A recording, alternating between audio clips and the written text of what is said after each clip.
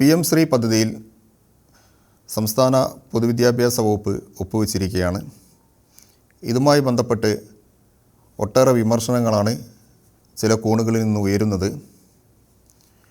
PM Shri പദ്ധതിയിൽ ഒപ്പുവെക്കുന്നതിൻ്റെ ഭാഗമായി BJP സർക്കാർ മുന്നോട്ട് വെക്കുന്ന അവരുടെ വിദ്യാഭ്യാസ അജണ്ട കേരളത്തിലേക്ക് ഒളിച്ചു കടത്തുന്നു എന്ന് വിമർശിക്കുന്നവരുണ്ട്, ചില ആശങ്കകൾ പ്രകടിപ്പിക്കുന്നവരുണ്ട്.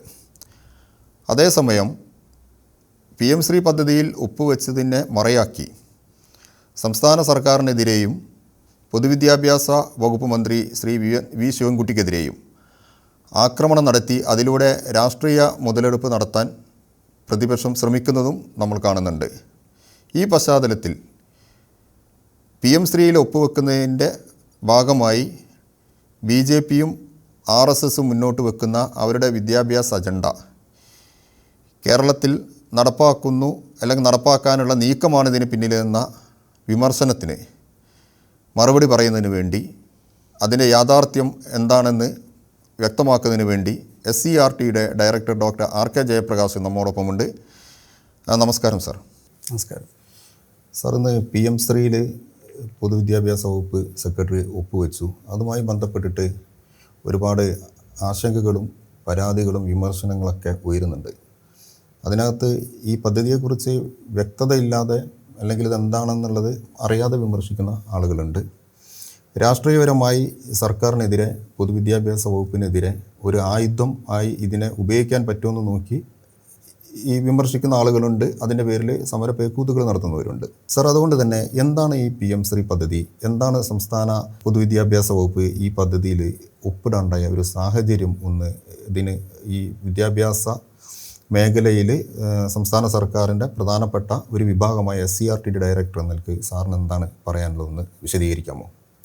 തീർച്ചയായിട്ടും. നമ്മുടെ ഈ PM ശ്രീ പദ്ധതി ഒരു കേന്ദ്രാവിഷ്കൃത പദ്ധതിയാണ്. ഇപ്പോൾ ദേശീയ തലത്തിൽ തന്നെ 6ഓളം കേന്ദ്രാവിഷ്കൃത പദ്ധതികൾ വിദ്യാഭ്യാസ മേഖലയിൽ നടപ്പിലാക്കുന്നുണ്ട്.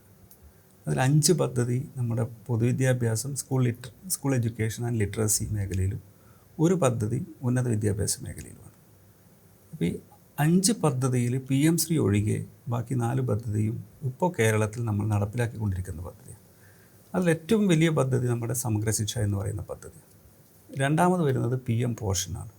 മൂന്നാമത്തെ പദ്ധതി സ്റ്റാർസ് എന്ന് പറയുന്ന വേൾഡ് ബാങ്കിൻ്റെ സഹായത്തോടു കൂടി രാജ്യത്തെ സെലക്റ്റഡ് ആയിട്ടുള്ള 6 സംസ്ഥാനങ്ങളിൽ മാത്രം നടപ്പിലാക്കുന്ന ഒരു പദ്ധതിയാണ്.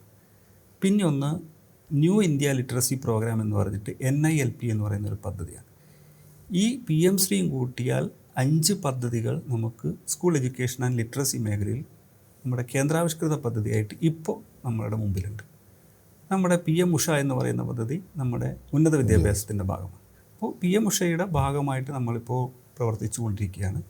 PM ശ്രീ ഒഴികെയുള്ള ബാക്കി 4 പദ്ധതികളിലും കേരളം ഇപ്പോൾ പങ്കാളികളാണ്. അപ്പോൾ PM ശ്രീയിലേക്ക് എത്തിപ്പെടാനുണ്ടായ സാഹചര്യം എന്ന് പറഞ്ഞാൽ 2022 മുതൽ തന്നെ കേന്ദ്രം ദേശീയ വിദ്യാഭ്യാസ നയം നടപ്പിലാക്കുന്നതിൻ്റെ ഭാഗമായി ഇന്ത്യയിലുള്ള സെലക്ട് ചെയ്തിട്ടുള്ള വിദ്യാലയങ്ങളെ അവരുടെ ഒരു മോഡൽ സ്കൂൾ മാതൃകയിൽ വികസിപ്പിക്കേണ്ട ഒരു പദ്ധതിയായിട്ടാണ് അവർ വിഭാവനം ചെയ്തത്. ഇപ്പോൾ 2022 മുതൽ കേരളത്തോട് ഈ പദ്ധതിയുടെ ഭാഗമാകണമെന്ന് കേന്ദ്ര സർക്കാർ ആവശ്യപ്പെട്ടുകൊണ്ടിരിക്കുകയാണ്. പക്ഷേ കേരളം നമ്മുടേതായിട്ടുള്ള ചില ആശങ്കകളും സംശയങ്ങളും ദൂരീകരിക്കുന്നത് വരെ നമ്മളിതിൻ്റെ ഭാഗമാകില്ല എന്നുള്ള നിലപാട് തന്നെയാണ് സ്വീകരിച്ചത്. ഇപ്പോൾ നമ്മളിതിൻ്റെ ഭാഗമാകാനുള്ള ഒരു കാരണം ഈ PM ശ്രീയുടെ മേലെ ചാരി നിന്നുകൊണ്ട് നമുക്ക് നമ്മുടെ വിദ്യാഭ്യാസ മേഖലയിൽ സ്കൂൾ വിദ്യാഭ്യാസത്തിന് കിട്ടേണ്ട കോടിക്കണക്കിന് രൂപ അകാരണമായി തടഞ്ഞു വെക്കുന്നൊരു സ്ഥിതി ഉണ്ടായി. അപ്പോൾ നമ്മുടെ കുട്ടികളുടെ അവകാശങ്ങളും വിദ്യാഭ്യാസ അവകാശങ്ങളും സംരക്ഷിക്കുന്നതിന് വേണ്ടിയിട്ടാണ് PM ശ്രീ എന്ന പദ്ധതിയെ നമ്മൾ അതിൽ ഒപ്പുവെക്കുകയും സമഗ്ര ശിക്ഷയുടെ ഫണ്ട് കൃത്യമായി വാങ്ങിച്ചെടുക്കാനുമുള്ള ഒരു നടപടിയിലേക്ക് പോയത്.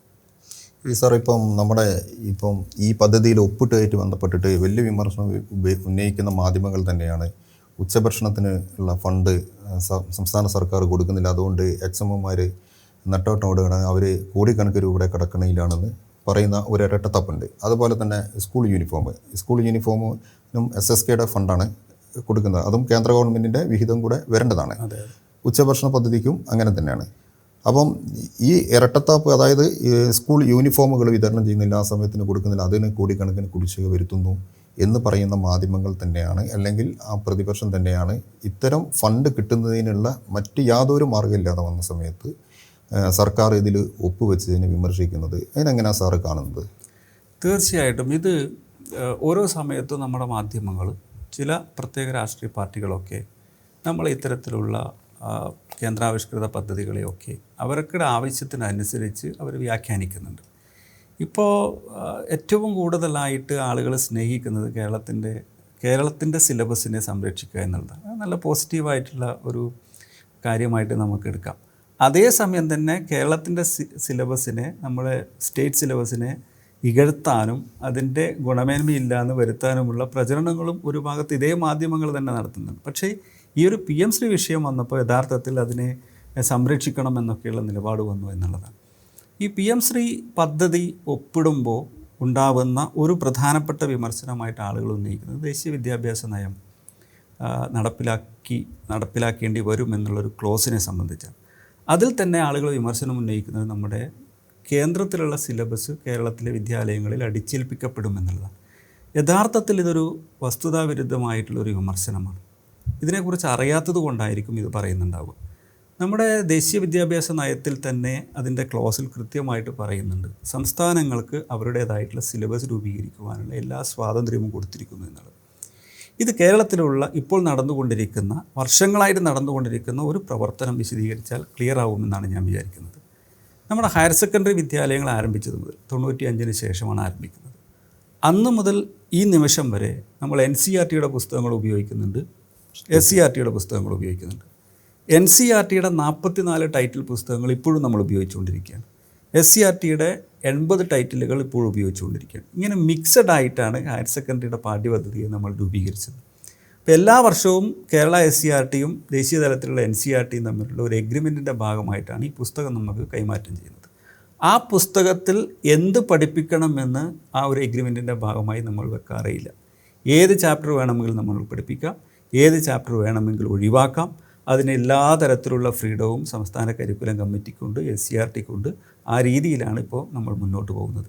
2023 മുതൽ ഇങ്ങോട്ട് 6ാം ക്ലാസ് മുതൽ 12ാം ക്ലാസ് വരെയുള്ള NCERTയുടെ പാഠപുസ്തകത്തിൽ നിന്നും വ്യാപകമായി ചില നിക്ഷിപ്ത താല്പര്യത്തിൻ്റെ പേരിൽ പാഠഭാഗങ്ങൾ ഒഴിവാക്കിയപ്പോൾ അഡീഷണൽ പാഠപുസ്തകങ്ങൾ ഇറക്കിക്കൊണ്ട് നമ്മൾ അത് കുട്ടികളെ പഠിപ്പിച്ചു. അപ്പോൾ ഇതിൻ്റെ സിലബസ് രൂപീകരിക്കുന്നതിനും അത് പഠിപ്പിക്കുന്നതിനുമുള്ള സംസ്ഥാന ഗവൺമെൻറ്റിൻ്റെ ഫ്രീഡം എന്ന് പറയുന്നത് അത് ഭരണഘടനാപരമായിട്ട് നമുക്ക് കിട്ടിയ ഫ്രീഡമാണ്.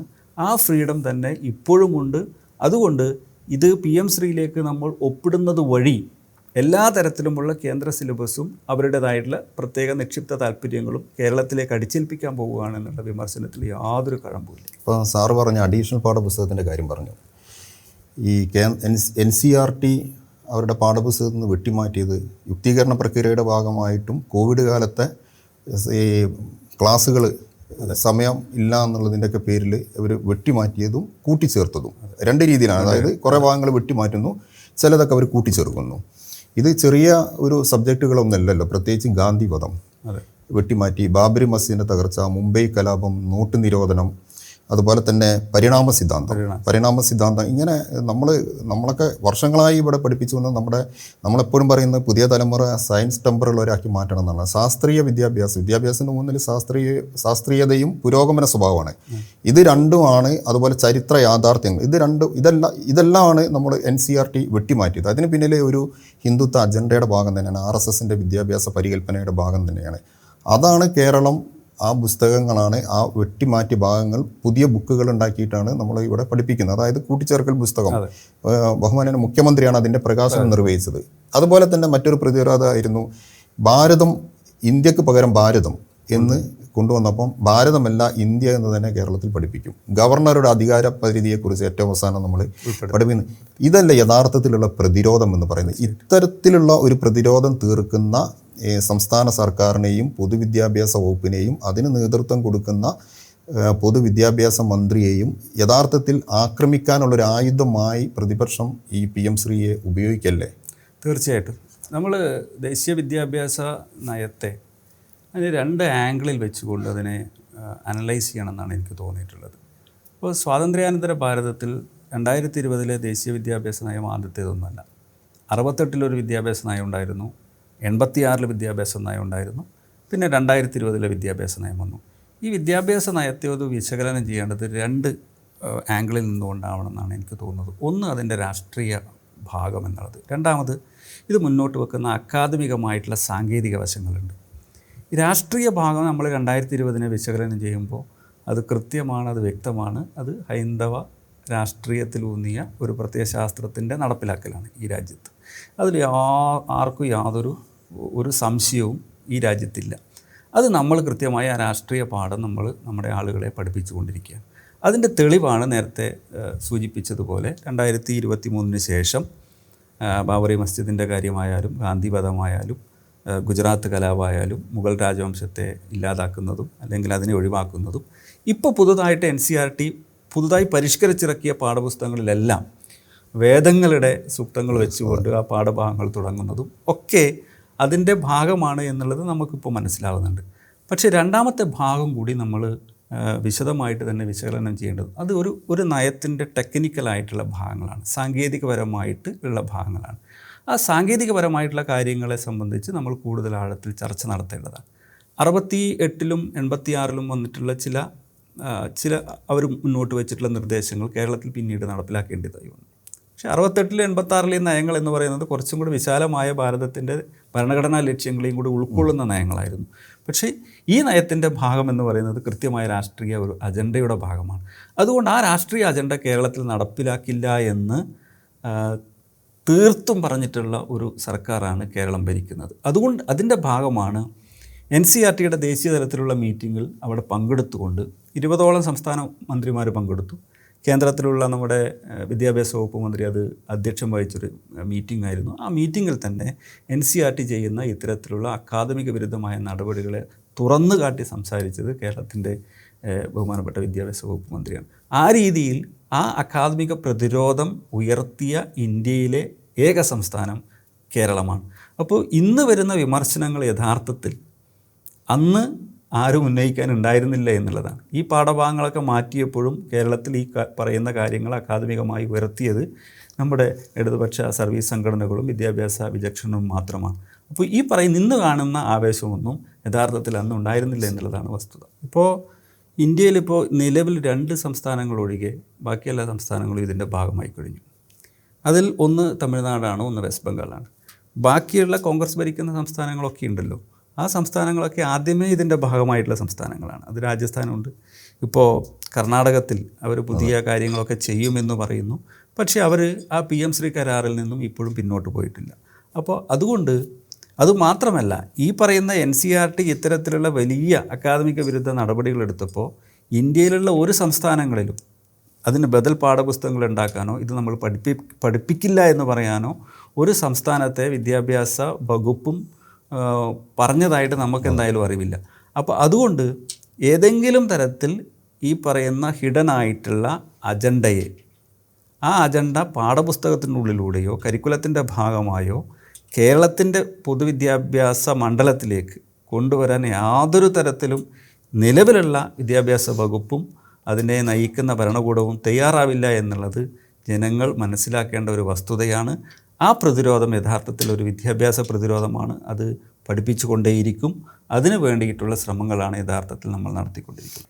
PM ശ്രീ എന്നുള്ള പദ്ധതി അനൗൺസ് ചെയ്തപ്പോൾ തന്നെ നമ്മളതിനെ വിശകലനം ചെയ്തുകൊണ്ട് പറഞ്ഞു കേരളത്തിൻ്റെ സാഹചര്യത്തിൽ ഈ ഒരു പദ്ധതി ആവശ്യമില്ല എന്നുള്ളത് തന്നെയാണ്. അതിൻ്റെ ഒരു കാരണം, ഇപ്പോൾ 86-ലുള്ള വിദ്യാഭ്യാസ നയത്തിൻ്റെ തുടർച്ചയാണ് നവോദയ വിദ്യാലയങ്ങൾ സ്ഥാപിക്കുന്നത്. ആ നവോദയ വിദ്യാലയങ്ങൾ ഇന്ത്യയിലുള്ള എല്ലാ സംസ്ഥാനങ്ങളിലും വന്നു. തമിഴ്നാടത് അപ്പോഴും അംഗീകരിച്ചിട്ടില്ല. ഇപ്പോഴും നവോദയ വിദ്യാലയങ്ങൾ അവിടെ ഇല്ല, തമിഴ്നാട്ടിലില്ല. അപ്പോൾ അത്തരത്തിൽ ഓരോ ബ്ലോക്കിലും 2 വിദ്യാലയങ്ങളെ മോഡൽ വിദ്യാലയങ്ങളായിട്ട് പരിവർത്തനപ്പെടുത്തി അവരൊരു ഷോക്കേസ് ചെയ്യാനുള്ള ഒരു പരിപാടിയായിട്ടാണ് PM ശ്രീ കൊണ്ടുവന്നത് യഥാർത്ഥത്തിൽ. പക്ഷേ അതേസമയം നവോദയ വിദ്യാലയങ്ങൾ അന്നത്തെ സർക്കാർ ആരംഭിക്കുമ്പോൾ കുറച്ചും കൂടി ഇൻവെസ്റ്റ്മെൻറ്റ് നടത്താൻ ഗവൺമെൻറ് തയ്യാറായിരുന്നു. ഇവിടെ ഇൻവെസ്റ്റ്മെൻറ്റ് നടത്തുന്നില്ല എന്ന് മാത്രമല്ല, കുറച്ചും കൂടെ മെച്ചപ്പെട്ട ഭൗതിക സാഹചര്യം വന്നിട്ടുള്ള സ്കൂളുകളെ അവരങ്ങ് ഏറ്റെടുത്തുകൊണ്ട് അതിനെ നമ്മളുടെ ബ്രാൻഡിംഗ് ആക്കി മാറ്റാമെന്നാണ് ഉദ്ദേശിക്കുന്നത്. യഥാർത്ഥത്തിൽ പ്രധാനമന്ത്രിയുടെ ഫോട്ടോ വെക്കണമെന്നൊന്നും ആ ഒരു MOUയിൽ എവിടെയും പറയുന്നില്ല. PM ശ്രീ എന്ന് അതിനെ നാമകരണം ചെയ്യണമെന്ന് മാത്രമാണ് പറയുന്നത്. അതിൽ കൂടുതലായിട്ടും അവർ ഊന്നൽ കൊടുക്കുന്നത് ഒരു ഇൻഫ്രാസ്ട്രക്ചർ മേഖലയിലുള്ള വികസന പ്രവർത്തനങ്ങളാണ്. കേരളത്തിൽ മിക്ക വിദ്യാലയങ്ങളിലും ഭൗതിക സാഹചര്യങ്ങൾ നന്നായിട്ട് കഴിഞ്ഞ 10 വർഷം കൊണ്ട് മാറ്റങ്ങൾ വന്നിട്ടുള്ള വിദ്യാലയങ്ങളാണ് നമുക്കുള്ളത്. പക്ഷേ ഈ PM ശ്രീ പദ്ധതി എന്ന് പറയുന്നത് നമുക്ക് ആവശ്യമില്ലാതിരുന്നിട്ട് കൂടി അതിലേക്ക് വരാനുണ്ടായ സാഹചര്യമാണ് നേരത്തെ സൂചിപ്പിച്ചത്. നമുക്ക് വേണ്ടത് യഥാർത്ഥത്തിൽ സമഗ്ര ശിക്ഷ എന്ന് പറയുന്ന കേന്ദ്രാവിഷ്കൃത പദ്ധതിയുടെ ഫണ്ടാണ്. അത് നമ്മുടെ കുട്ടികൾക്കുള്ള ഫണ്ടാണ്. അത് കൃത്യമായിട്ട് വിദ്യാഭ്യാസ അവകാശ നിയമപ്രകാരം നമ്മുടെ കുട്ടികൾക്ക് അവകാശപ്പെട്ട ഫണ്ടാണ്. അത് വാങ്ങിച്ചെടുക്കുക എന്നുള്ളത് യഥാർത്ഥത്തിൽ ഏതൊരു ഭരണകൂടത്തിൻ്റെയും പ്രാഥമികമായ ഉത്തരവാദിത്തമാണ്. ആ ഉത്തരവാദിത്തമാണ് ഇപ്പോൾ നിർവഹിച്ചുകൊണ്ടിരിക്കുന്നത്. ഇപ്പോൾ നമ്മുടെ ഈ രാജ്യത്തിന് മാതൃകയാണ് കേരളത്തിലെ പൊതുവിദ്യാഭ്യാസ മേഖല. ചില നമ്മുടെ ഈ രംഗത്തുള്ള ചില പ്രവർത്തനങ്ങൾ ലോകം തന്നെ വളരെ വിസ്മയത്തോടുകൂടി നോക്കിക്കാണുന്നുണ്ട്. അതിൽ ഗുണപരമായ മാറ്റം മാത്രമല്ല, ഗുണപരമായ മാറ്റവും നമ്മുടെ വിദ്യാഭ്യാസ മേഖലയിൽ. കാരണം ഒന്ന്, സ്കൂളുകളുടെ പ്രാപ്യതയുടെ ഉൾപ്പെടൽ, നമ്മുടെ എൻറോൾമെൻറ്റ് എല്ലാം, പ്രത്യേകിച്ച് പെൺകുട്ടികളുടെ എൻറോൾമെൻറ്റൊക്കെ വളരെ. പക്ഷേ എങ്കിൽ പോലും നമ്മുടെ ഈ കൊഴിഞ്ഞുപോക്ക് എന്ന് പറയുന്നത് 0.9% ആണെന്നാണ് ഇവരുടെ കേന്ദ്ര ഗവൺമെൻറ് തന്നെ കണക്ക്. അത് തന്നെ ഈ ഏറ്റവും കൂടുതൽ ഈ ഗോത്ര വിഭാഗത്തിലെ കുട്ടികളാണ്. അപ്പം ഗോത്ര വിഭാഗത്തിലെ ഈ കുട്ടികളെ വീണ്ടും സ്കൂളിലേക്ക് കൊണ്ടുവരുന്നതിന് വേണ്ടി SSK ഒരുപാട് പദ്ധതികൾ നടപ്പാക്കുന്നുണ്ട്. അവിടെ ഗോത്ര വിഭാഗങ്ങളിൽ ഊന്നൽ നൽകിക്കൊണ്ടുള്ള കുട്ടികളെ സ്കൂളിലേക്ക് കൊണ്ടുവരാൻ അവർക്ക് വേണ്ടി പ്രത്യേക ട്യൂഷൻ സെൻറ്ററുകൾ ഒക്കെ കൊണ്ടുവരുന്നുണ്ട്. അതേപോലെ തന്നെ മത്സ്യത്തൊഴിലാളികളുടെ കുട്ടികൾ, ഇങ്ങനെ പാർശ്വവൽക്കരിക്കപ്പെട്ട കുട്ടികളുടെ വിദ്യാഭ്യാസത്തിന് ഒട്ടേറെ പദ്ധതികളാണ് SSK നടക്കുന്നത്. പക്ഷേ കഴിഞ്ഞ കുറച്ച് കാലമായിട്ട് നമുക്ക് കേന്ദ്ര ഗവൺമെൻറ് ഫണ്ട് തരാത്തതുകൊണ്ട് ഈ പദ്ധതികൾ പലതും നിലച്ചിരിക്കുകയാണ്. അല്ലെങ്കിൽ ഇതെല്ലാം എങ്ങനെ കൊണ്ടുപോകാൻ പറ്റും എന്നുള്ളൊരു ആശങ്ക കൂടിയുണ്ട്. കാരണം ഫണ്ട് അനിവാര്യമാണല്ലോ. അപ്പോൾ യഥാർത്ഥത്തിൽ ഇതിൽ ഒപ്പിട്ടതുകൊണ്ട് ഈ സമൂഹത്തിൻ്റെ മുഖ്യധാരയിൽ നിന്ന് മാറി നിൽക്കുന്ന വിദ്യാഭ്യാസ മന്ത്രി തന്നെ അത് പറഞ്ഞിട്ടുണ്ട്. ഇതിന് ഏറ്റവും വലിയ ഗുണം കിട്ടാൻ പോകുന്നത് പാർശ്വവൽക്കരിക്കപ്പെട്ട കുട്ടികൾ, അതുപോലെ ഭിന്നശേഷി കുട്ടികൾ. രാജ്യത്തെ ഏറ്റവും കൂടുതൽ ഇൻക്ലൂസീവ് എഡ്യൂക്കേഷൻ ഏറ്റവും കൂടുതൽ പ്രാധാന്യം കൊടുക്കുന്ന സംസ്ഥാനമാണ് കേരളം. നമ്മുടെ പൊതുവിദ്യാലയങ്ങളെല്ലാം സ്പെഷ്യൽ എഡ്യൂക്കേറ്റർമാരുണ്ട്. ആ കുട്ടികൾക്ക് പ്രത്യേക പരിഗണന നൽകുന്നുണ്ട്, സ്പെഷ്യൽ സ്കൂൾ കൂടാതെ. ആ മേഖലയിലും ഒരു പ്രതിസന്ധി, ഇപ്പോൾ വലിയ പ്രതിസന്ധി ഇല്ലാത്ത സർക്കാർ അവരെ സഹായിച്ചു കൊണ്ടിരിക്കുന്നതാണ്. പക്ഷെ ഒരു ഘട്ടം കഴിയുമ്പം ആ മേഖലയിലും ചില പ്രതിസന്ധികൾ ഉയർന്നു വരാൻ സാധ്യതയുണ്ട്. അപ്പോൾ അതിനും കൂടെ നല്ലൊരു താങ്ങാവുന്നതല്ലേ ഇപ്പോൾ നമ്മൾ ഒപ്പിടുമ്പം കിട്ടുന്ന ഫണ്ട്? തീർച്ചയായിട്ടും കേരളം നമ്മുടെ സ്കൂൾ വിദ്യാഭ്യാസ മേഖലയിൽ നേടിയിട്ടുള്ള നേട്ടങ്ങളെ നിലനിർത്താൻ നേരത്തെ സൂചിപ്പിച്ചതുപോലെ കേന്ദ്രാവിഷ്കൃത പദ്ധതിയുടെ ഭാഗമായിട്ട് 60% ഫണ്ട് മാത്രമേ അവർ തരുന്നുള്ളൂ. 40% ഫണ്ട് നമ്മുടെ സ്റ്റേറ്റിൻ്റെ ഖജനാവിൽ നിന്നും നമുക്ക് ലഭിക്കുന്ന ഫണ്ടാണ്. അപ്പോൾ വിദ്യാഭ്യാസ അവകാശ നിയമത്തിൻ്റെ ഭാഗമായിട്ട് തന്നെ കുട്ടികൾക്ക് കിട്ടേണ്ട അവരുടെ മൗലികമായ അവകാശത്തിൻ്റെ ഭാഗമായിട്ട് തന്നെ ലഭിക്കേണ്ട free uniform, free text book, അവരുടെ ട്രാവലിംഗ് അലവൻസ്, നേരത്തെ സൂചിപ്പിച്ചിട്ടുള്ള ഭിന്നശേഷി കുട്ടികളുടെ വിദ്യാഭ്യാസം, ഇങ്ങനെ പലതരത്തിലുമുള്ള സഹായങ്ങൾ ഇപ്പോൾ നമ്മുടെ സമഗ്ര ശിക്ഷയുടെ ഭാഗമായിട്ട് നമ്മൾ നൽകിക്കൊണ്ടിരിക്കുകയാണ്. ഇവൻ നമ്മുടെ ടീച്ചർ ട്രെയിനിങ് അതിൻ്റെ ഒരു കോമ്പണൻ്റാണ്. ഇവൻ നമ്മുടെ പരീക്ഷ സമ്പ്രദായത്തിൽ നമ്മൾ ചെയ്യുന്നത് സമഗ്ര ശിക്ഷയുടെ സഹായം കൂടിയിട്ടാണ്. ഇങ്ങനെയൊക്കെ വരുമ്പോഴും ആളുകൾ ചില തെറ്റിദ്ധാരണകൾ ഉണ്ടാകാൻ സാധ്യതയുണ്ട്. ഇത് പൂർണ്ണമായിട്ടും കേന്ദ്ര ഫണ്ടോട് കൂടിയിട്ടാണോ ഇതൊക്കെ ഓടുന്നത് എന്ന്. അങ്ങനെയല്ല. 60% കേന്ദ്ര ഫണ്ട് തരുന്നു, അത് അവരുടെ ഉത്തരവാദിത്തമാണ്. 40% തീർച്ചയായിട്ടും നമ്മുടെ സംസ്ഥാന ഖജനാവിൻ്റെ ഭാഗമാണ്. ഇങ്ങനെയുള്ളൊരു കോമ്പിനേഷനിലൂടെയാണ് പൊതുവിദ്യാഭ്യാസ വകുപ്പിൻ്റെ പല പദ്ധതികളും ഇപ്പോൾ നടപ്പിലാക്കുന്നത്. നേരത്തെ സൂചിപ്പിച്ചിട്ടുള്ള ട്രൈബൽ ഏരിയയിലുള്ള വിദ്യാഭ്യാസത്തിൻ്റെ വികസന പ്രത്യേക പദ്ധതികൾ, നമ്മുടെ തീരദേശത്തെ കുട്ടികളുടെ വികസനത്തിന് വേണ്ടിയിട്ടുള്ള പ്രത്യേക പദ്ധതികൾ, ഇങ്ങനെയൊക്കെ നിരവധിയായിട്ടുള്ള പദ്ധതികൾ സമഗ്ര ശിക്ഷയുടെ സഹായത്തോടു കൂടി നേതൃത്വത്തിലാണ് ഇപ്പോൾ നടന്നു വരുന്നത്. അപ്പോൾ ഈ പദ്ധതികളെ മുന്നോട്ട് കൊണ്ടുപോകാൻ, നമ്മൾ നേടിയിട്ടുള്ള നേട്ടങ്ങളെ നിലനിർത്താൻ, കൂടുതൽ മുന്നോട്ട് പോകാൻ തീർച്ചയായിട്ടും കേന്ദ്ര ഫണ്ട് നമുക്ക് അവകാശപ്പെട്ടതാണ്, അത് അനിവാര്യമാണ്. അത് വാങ്ങിച്ചെടുക്കുവാനുള്ള ഒരു ധാർമ്മികമായിട്ടുള്ള ഉത്തരവാദിത്വവും കാര്യങ്ങളുമൊക്കെയാണ് ഇപ്പോൾ നമ്മുടെ സംസ്ഥാന ഗവൺമെൻറ് പൊതുവിദ്യാഭ്യാസ വകുപ്പ് ചെയ്തുകൊണ്ടിരിക്കുന്നത്. സാർ, അതിന് പുറത്തൊരു ചോദ്യം, ഈ ഹയർ സെക്കൻഡറിയുടെ പാഠപുസ്തകം പരിഷ്കരിക്കാൻ നമ്മൾ തീരുമാനിച്ചു. ഹയർ സെക്കൻഡറിയുടെ പാഠപുസ്തകം SCERTയുടെ പാഠബുക്കുകൾ, SCERTയുടെ പാഠബുക്ക് 15 വർഷം മുമ്പേ പരിഷ്കരിച്ചാണെന്ന് തോന്നുന്നത്. പക്ഷേ ആ പരിഷ്കരണത്തിൻ്റെ പ്രത്യേകത എന്ന് പറഞ്ഞാൽ നമ്മൾ 1-ാം ക്ലാസ് മുതൽ 10-ാം ക്ലാസ് വരെ നമ്മൾ പുതിയ ഒരു സമൂഹത്തെ വാർത്തെടുക്കുന്ന രീതിയിലുള്ള ഒരു പാഠപുസ്തകങ്ങളാണ്, പ്രത്യേകിച്ചും ജെൻഡർ ഇക്വാളിറ്റിയും ഒക്കെ വെച്ചിട്ടുള്ള പാഠപുസ്തകമാണ് നമ്മൾ തയ്യാറാക്കിയിട്ടുള്ളത്. അതിൽ തൊഴിൽ പരിശീലനം ഉൾപ്പെടെ നമ്മൾ ഉൾപ്പെടുത്തിയിട്ടുണ്ട്. ഹയർ സെക്കൻഡറിയുടെ പാഠപുസ്തകം സമാനമായ രീതിയിൽ പ്രത്യേകിച്ചും തൊഴിലധിഷ്ഠിത വിദ്യാഭ്യാസത്തിന് കുറച്ച് പ്രാധാന്യം നൽകിയിട്ടുള്ള പരിഷ്കാരം ആണ് കൊണ്ടുവരുന്നത്. അതെവിടെത്തി? എന്താണ് അതിൻ്റെ ഒരു അവസ്ഥ? ദേശീയ വിദ്യാഭ്യാസ നയം 2020 പ്രഖ്യാപിച്ചതിന് ശേഷം നമ്മുടെ രണ്ടാം പിണറായി സർക്കാർ അധികാരത്തിൽ വന്നതിന് ശേഷം ഏറ്റവും കൂടുതൽ ഊന്നൽ കൊടുത്ത മേഖല അക്കാദമികമായ ഗുണമേന്മ വർദ്ധിപ്പിക്കാനാണ്. അതിൻ്റെ അടിസ്ഥാനത്തിൽ ആദ്യമായി എടുത്ത തീരുമാനമാണ് നമ്മുടെ സ്കൂൾ പാഠ്യപദ്ധതിയുടെ പരിഷ്കരണം നടപ്പിലാക്കുക എന്നുള്ളത്. തീർച്ചയായിട്ടും ഇന്ത്യയിലുള്ള ഏതൊരു സ്റ്റേറ്റും ചെയ്യുന്നതിനെക്കാട്ടും മുമ്പിൽ കേരളം 1 മുതൽ 10ാം ക്ലാസ് വരെയുള്ള എല്ലാ പാഠപുസ്തകങ്ങളുടെയും പരിഷ്കരണം പൂർത്തിയാക്കി കഴിഞ്ഞു. അത് ഈ അധ്യയന വർഷത്തോടു കൂടി 10ാം ക്ലാസ് വരെയുള്ള 597 പുസ്തകങ്ങളുടെ പരിഷ്കരണമാണ് പൂർത്തീകരിച്ചത്. അതോടൊപ്പം തന്നെ നമ്മൾ രക്ഷിതാക്കൾക്കുള്ള ഒരു കൈപ്പുസ്തകം തയ്യാറാക്കി, ശ്രവണപരിമിതരായിട്ടുള്ള കുട്ടികൾക്ക് പ്രത്യേക പുസ്തകങ്ങൾ തയ്യാറാക്കി. ഇതിൻ്റെയൊക്കെ ടീച്ചർ ടെക്സ്റ്റുകളെല്ലാം ഡെവലപ്പ് ചെയ്യുന്ന പ്രവർത്തനങ്ങൾ ഇപ്പോഴും പുരോഗമിച്ചുകൊണ്ടിരിക്കുകയാണ്. അതിൻ്റെ തുടർച്ചയാണ് യഥാർത്ഥത്തിൽ നേരത്തെ സൂചിപ്പിച്ചിട്ടുള്ള ഹയർ സെക്കൻഡറി 11-12 ക്ലാസ്സുകളിലുള്ള പരിഷ്കരണം ഇപ്പോൾ നടന്നുകൊണ്ടിരിക്കുന്നു. നേരത്തെ പറഞ്ഞ ഒരു കാര്യം വളരെ കൃത്യമാണ്. ദേശീയ തലത്തിലും എല്ലാ സ്ഥലങ്ങളിലും കേരളത്തിലും എല്ലാ മേഖലയിലും നടന്നുകൊണ്ടിരിക്കുന്ന ഒരു ചർച്ചയുണ്ട്, നമ്മുടെ അപ്സ്കില്ലിംഗ് എന്ന് പറയുന്നത്. സ്കില്ലിന് കൂടുതൽ പ്രാധാന്യം കൊടുക്കും. അപ്പോൾ അതുകൊണ്ട് തന്നെയാണ് 5ാം ക്ലാസ് മുതൽ 10ാം ക്ലാസ് വരെ തൊഴിൽ ഉദ്ഗ്രഥിത വിദ്യാഭ്യാസത്തിൻ്റെ വലിയൊരു കാര്യം നമ്മൾ നമ്മുടെ പാഠ്യപദ്ധതി പരിഷ്കരണത്തിൽ ഉൾപ്പെടുത്തിയത്. കൂടാതെ പ്രത്യേക പുസ്തകങ്ങൾ ഇറക്കി. അതുമാത്രമല്ല, അതിനൊരു വലിയൊരു കൺവേർജൻസ് ആയിട്ട് അതിനെ കൊണ്ടുപോകാനാണ് ഇപ്പം വിദ്യാഭ്യാസ വകുപ്പ് ഉദ്ദേശിക്കുന്നത്. SSKയുടെ നേതൃത്വത്തിൽ 240-ലധികം സ്കിൽ ഡെവലപ്മെൻറ്റ് സെൻറ്റേഴ്സ് തുടങ്ങുന്നു. അസാപ്പ് വലിയ രീതിയിൽ അപ്സ്കില്ലിങ്ങിൻ്റെ പ്രോഗ്രാമുമായി മുന്നോട്ട് പോകുന്നു. KDISCും നോളജ് എക്കോണമി മിഷനും ഒക്കെ മറ്റ് പല പ്രോഗ്രാമുകളുമായി മുന്നോട്ട് പോകുന്നു. യഥാർത്ഥത്തിൽ ഈ പദ്ധതികളൊക്കെ നമുക്ക് ഒന്ന് ക്രോഡീകരിച്ച് നടപ്പിലാക്കിയാൽ നമ്മുടെ സ്കില്ലിംഗ് എന്ന് പറയുന്നതിനെ വളരെ വേഗത്തിൽ മുന്നോട്ട് കൊണ്ടുപോകാൻ കഴിയുമെന്നുള്ളതാണ് സർക്കാർ വിചാരിക്കുന്നത്. അതിൻ്റെ ഒരു യഥാർത്ഥ തുടക്കമാണ് യഥാർത്ഥത്തിൽ 5ാം ക്ലാസ് മുതൽ 10ാം ക്ലാസ് വരെ നമ്മൾ ഈ തൊഴിൽ ഉദ്ഗ്രഥിത വിദ്യാഭ്യാസത്തെ ഉൾപ്പെടുത്തിയത്. കൂടാതെ നമ്മൾ കലാവിദ്യാഭ്യാസത്തിന് വലിയ പ്രത്യേക പ്രാധാന്യമൊന്നും കൊടുത്തിരുന്നില്ല. പക്ഷേ ഈ ഒരു പരിഷ്കരണത്തിൽ നമ്മൾ കലാവിദ്യാഭ്യാസത്തിന് പ്രത്യേക പുസ്തകങ്ങൾ ഇറക്കി. അത് 5 മേഖലകളിൽ കേന്ദ്രീകരിച്ചുകൊണ്ട് പുസ്തകങ്ങൾ ഇറക്കി. അതെല്ലാം നമ്മൾ കുട്ടികൾക്ക് കൊടുത്തു. കൂടാതെ നമ്മുടെ ഫിസിക്കൽ എഡ്യൂക്കേഷനും ഹെൽത്ത് എഡ്യൂക്കേഷൻ മേഖലയിലുള്ള പുസ്തകങ്ങൾ നമ്മൾ തയ്യാറാക്കി. നമ്മൾ ഈ പാഠ്യപദ്ധതി പരിഷ്കരണം ആരംഭിക്കുമ്പോൾ നമ്മളുടെ നേരെ വന്നിട്ടുള്ള ഒരു വിമർശനം എന്ന് പറയുന്നത് കുട്ടികൾക്ക് എഴുതാനും വായിക്കാനും അറിയുന്നില്ല എന്നൊക്കെ പറയുന്ന ചില വിമർശനങ്ങൾ ചില കോണുകളിൽ നിന്നുണ്ടായി. ദേശീയ തലത്തിൽ തന്നെ ഫങ്ഷണൽ ലിറ്ററസി ആൻഡ് ന്യൂമറസി എന്ന് പറയുന്നതിന് പ്രാധാന്യം കൊടുക്കണം എന്നുള്ള ചർച്ചയുണ്ടായി. ആ ചർച്ചയെ നമ്മൾ പോസിറ്റീവായി ഉൾക്കൊണ്ടുകൊണ്ടാണ് 1ഉം 2ഉം ക്ലാസ്സുകളിൽ പ്രത്യേക പ്രവർത്തന പുസ്തകങ്ങൾ എല്ലാ കുട്ടികൾക്കും കൊടുത്തു. അവർക്ക് എഴുതാൻ, അവർക്ക് ചിത്രങ്ങൾ വരയ്ക്കാൻ, അവർക്ക് ചെറിയ കണക്കുകൾ ചെയ്തു പഠിക്കാൻ, ഇത് വേണ്ടിയിട്ടുള്ള പുസ്തകങ്ങൾ അധികമായി, എനിക്ക് തോന്നുന്നൊരു 30 ലക്ഷത്തിലധികം പുസ്തകങ്ങൾ അധികമായി അച്ചടിച്ചുകൊണ്ടാണ് സർക്കാർ ഈ മേഖലയിൽ കൃത്യമായി ഇടപെട്ടുകൊണ്ടിരിക്കുന്നത്. അതുകൊണ്ട് മാതൃകാപരമായിട്ടുള്ള പാഠ്യപദ്ധതി പരിഷ്കരണ പ്രവർത്തനങ്ങൾ നമ്മൾ പൂർത്തീകരിച്ചു. മൂല്യനിർണ്ണയം അതിൻ്റെ പരിഷ്കരണ പ്രവർത്തനങ്ങൾ നടന്നുകൊണ്ടിരിക്കുന്നു.